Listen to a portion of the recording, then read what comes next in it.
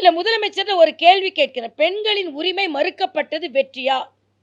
பெண்கள் குரல் கூடுதல் குரல் பாராளுமன்றத்தில் ஒலித்திருக்குமே, அதை முடக்கி இருக்கிறீர்களே, இது வெற்றியா? வெற்றி என்றால் அதன் அர்த்தம் என்ன என்பதை நான் கேள்வி கேட்கிறேன். பெண்களுக்கு உரிமை சுதந்திரம் அடைந்து 75 வருஷங்களுக்கு பின்னால் பெண்களுக்கு ஒரு இடஒதுக்கீடு கிடைக்க இருந்தது. நான் கேட்கிறேன், நான் பஞ்சாயத்துல கொடுத்துட்டோம், அதுவும் சட்டமாக்கப்பட்டது தான். ஆனா பாராளுமன்றத்தில், அதாவது மரியாதைக்குரிய பாரத பிரதமர் என்ன சொல்கிறார்? சட்டம் இயற்றக்கூடிய நிலையில் பெண்கள் இருக்க வேண்டும், முடிவு எடுக்கக்கூடிய நிலையில் பெண்கள் இருக்க வேண்டும். முடிவு எடுக்கக்கூடிய நிலையில் பெண்கள் இருக்க வேண்டும் என்று பாரத பிரதமர் சொல்கிறார். பெண்களின் அதிகாரம் முடிவுக்கு வர வேண்டும் என்று முதலமைச்சர் சொல்கிறார்.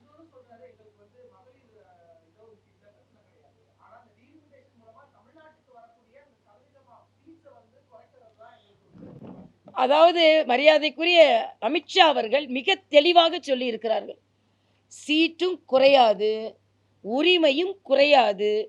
இல்லை இல்லைன்னு சொல்லிக்கிட்டு இருக்கிறத இருக்கு இருக்கு நீங்களே சொல்லிக்கொண்டா எப்படி அப்படின்றது தான் நம்மளோட கேள்வி. ஆக இல்லாத ஒன்றை உருவகப்படுத்தி கொண்டு அதை எதிர்த்து போராடி, அந்த இல்லாத ஒன்றை எதிர்த்து போராடி அதில் வெற்றியும் பெற்றுவிட்டேன் என்று கொண்டாடும் தமிழக முதலமைச்சரால் மட்டும்தான் முடியும் என்பது எனது கருத்து.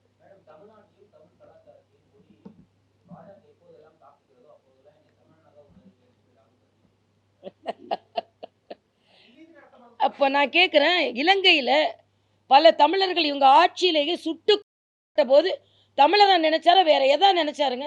இங்க ஸ்டாலின் என்ன நினைச்சாரு? தமிழரா நினைச்சாரா எதா நினைச்சாருன்னு கேட்கிறேன். இவங்க மத்தியில் ஆட்சியில் இருக்காங்க, திமுக மாநிலத்தில் ஆட்சியில் இருக்குது. இலங்கையில்